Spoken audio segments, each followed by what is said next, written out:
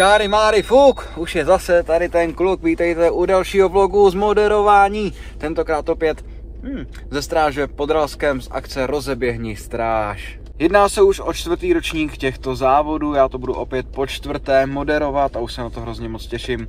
Opět několik druhů tratí, spousta závodníků, takže je rozhodně na co se těšit, čeká nás sportovní trať, dětské závody, závody v Nordic Walkingu, zkrátka program je opravdu velice bohatý, pojede to zase opět jako na běžícím páse, tak rozhodně na nic nečekej a pojď si dál užít tento vlog, jenom se podívat na místo, jak to tam vypadá letos, co se změnilo a budeme to odpálit, za nějakých 40 minut začínáme.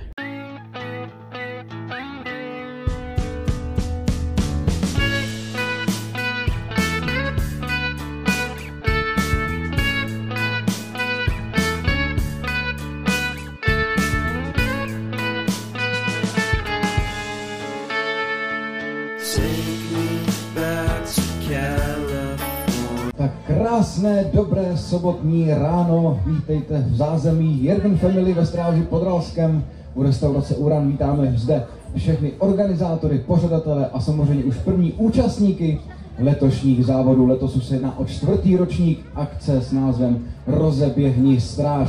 A jak jste si možná mohli povšimnout, první z vás, tak už jsou pro vás otevřené registrace. Pokud se nacházíte někde v bližším okolí, tak stánek s registracemi naleznete přímo zde u pódia na pravé straně. Můžete se tam už registrovat, přihlásit, po případě, jestli jste se registrovali online, tak už si zde jenom vyzvednete potřebné věci k tomu, abyste mohli dneska odstartovat ve své kategorii. Začí small talk za mnou, zhruba za 50 minut oficiální zahájení a pak už se to všechno rozjede, bude to fičák. Přesně v poledne, místo toho, aby jsme se dali nějaký dobrý sobotní oběd, tak nám odstartuje hlavní závod, běh na 6 km, Nordic Walking 6 km a běh na 15 km. No a dáme si 2,5 hodinky na to, aby se to všichni stihli, protože v 2:30 nás bude čekat slavnostní vyhlášení zde na pódiu a budeme předávat ceny od našich sponzorů.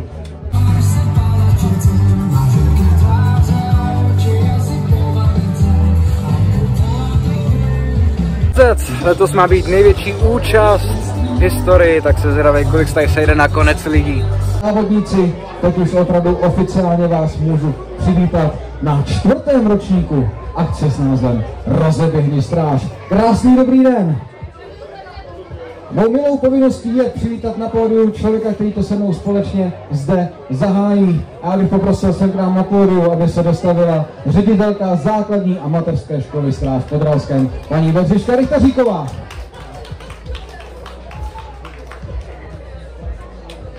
Takže krásné dobré ráno. Dovolte mi, abych vás přivítala všechny na 4.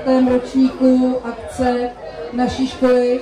A nyní už nám nebrání nic tomu, aby jsme mohli zahájit i závody samozřejmě nějakým závodem. Opět začneme mrňousky. Takže přátelé všichni, co zde máte mrňousky a po případě i další děti, co se účastní dnešních závodů, protože ty starty budou rychle po sobě, tak se všichni budeme moct přemístit před restauraci Uran a pomalu směřovat ke hrázi, protože tam nám odstartují všechny závody. Já se tam přesunu i s mikrofonem a vždycky vyzvu účastněné daných závodů, dané trati, aby se připravili na start. Takže za malý okamžik jsem tam a společně odstartujeme 4. ročník akce Rozeběhni stráž. Krásný dobrý den!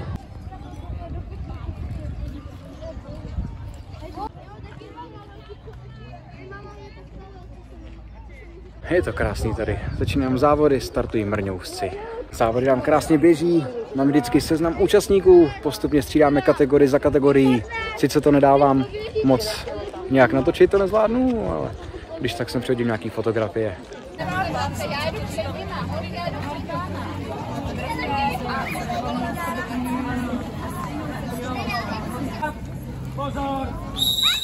A máme odstartováno. Pozbudíme všechny zmíněné chlapce a za pár okamžiků budeme moct přivítat toho nejrychlejšího v cíli. A další závodník už je v cíli, prochází naší cílovou branou. A my můžeme pomalu na pódiu přivítat 3. nejrychlejšího mrňouska. A tím se stává Sebastian Korpáš.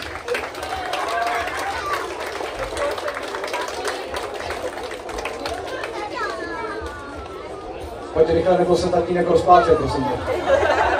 Je to bez protekce samozřejmě.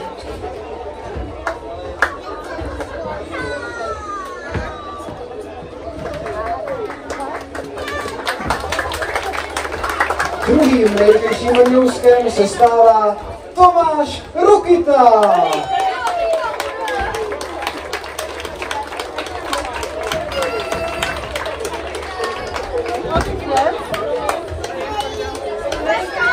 A nejrychlejším mrňouskem se stává Štěpán Trilč.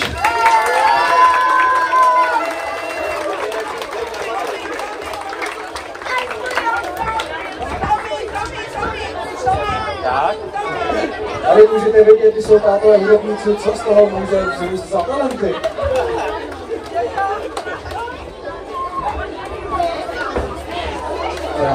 Opět jedna společná fotografie domů.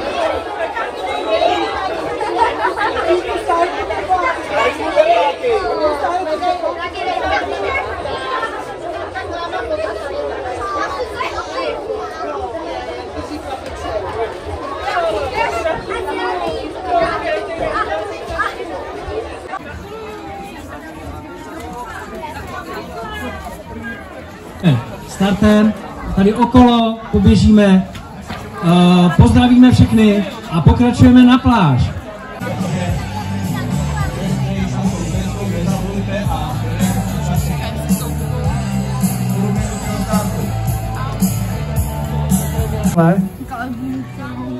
Takže palačinky budou opravdu takový, jak mají být. A ještě připomínám pro všechny diváky, kdo chcete přihlížet na tuto soutěž, dostavte se sem k nám před pódium. Jdeme něco málo k pravidlům. Přesně tak, jako to pochopili tady, tak si takhle k tomu přiklekneme. A jak už jsem zmiňoval, tak se bude jíst na čas. Jediný háček je v tom, že k tomu jezení nesmíte použít ruce. Ruce zůstanou pod stolem, kdyby náhodou ty ruce dal někdo na stůl a pomohl si jakkoliv prostě rukama, tak nám vypadává. A samozřejmě vyhrává ten nejrychlejší. A kdyby vás zajímalo, co vyhrajete, tak ten, kdo to sní nejdřív, tak vyhrává zdarma palačinku, přátelé. Takže jsme všichni připravení? Takže nepoužíváme ruce a používáme pouze pusu. Pojďme se připravit. 3, 2, 1, začínáme jíst! Přeju dobrou chuť. Ruce zůstanou pod stolem, nesmíme použít ruce.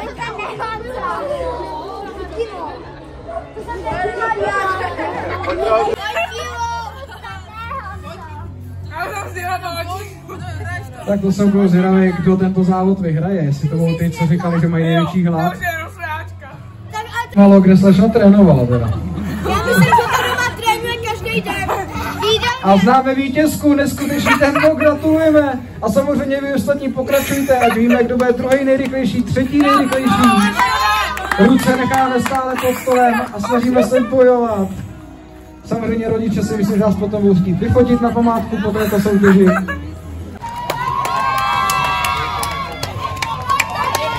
Další skvělý výkon, gratulujeme. V cíli máme i první navrátilce z 15-kilometrové trati. A v cíli také vítáme zástupkyni sportovního oddílu Jürgen Family, Terku Šindelářovou.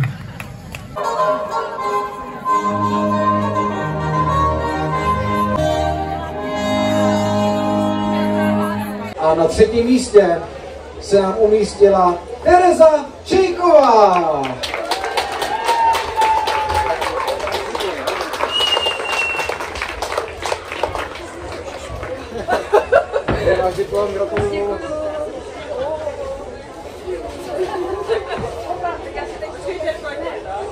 Na druhém místě se nám umístila Anna Kučerová.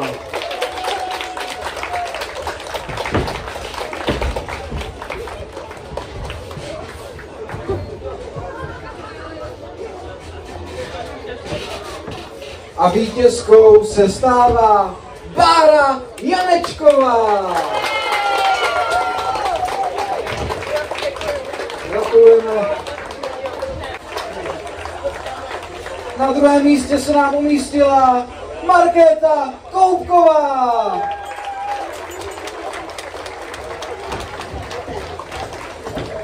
A Vítězkou se stává Anna Rálišová.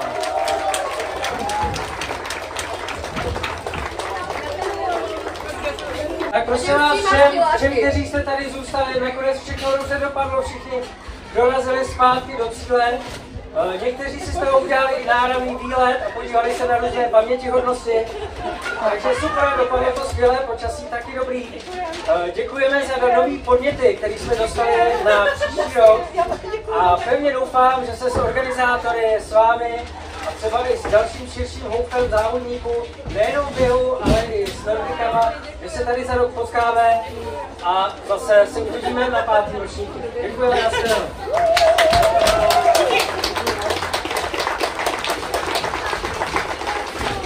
Tak já moc krát děkuju, musíme poděkovat úplně za všechny, všem návštěvníkům, divákům, závodníkům. Doufáme a věříme, že jste si tento závod opět užili. Letos nám přálo neskutečné počasí, za to jsme moc vděční. Jak už bylo zmíněno, ještě jenom děkuji všem fotografům, fotografkám. Přátelé fotografie budou určitě už zobrazení během týdne na webových stránkách základní mateřské školy Stráž v Podravském, popřípadě třeba i na sociálních sítích akce Rozeběhni stráž. Tak kamarádi, přátelé, máme to za sebou. Další ročník akce Rozeběhni stráž můžeme považovat za úspěšně zakončený. Já jsem si to opět moc užil, samozřejmě tady při takovýchto akcích je pro mě velice složité během toho moderování, kdy opravdu hodně mluvím, mám hodně vstupů, ještě k tomu něco natáčet, ale věřím, že něco málo se povedlo natočit, abyste pochopili tu atmosféru těch závodů. Letos rekordní účast, počasí bylo naprosto skvělý, takže si to všichni, věřím, užili, včetně mě. Takže vám moc krát děkuji za pozornost a vidíme se příští týden u dalšího vlogu, ten bude cestovní, tak se mějte krásně. Čau.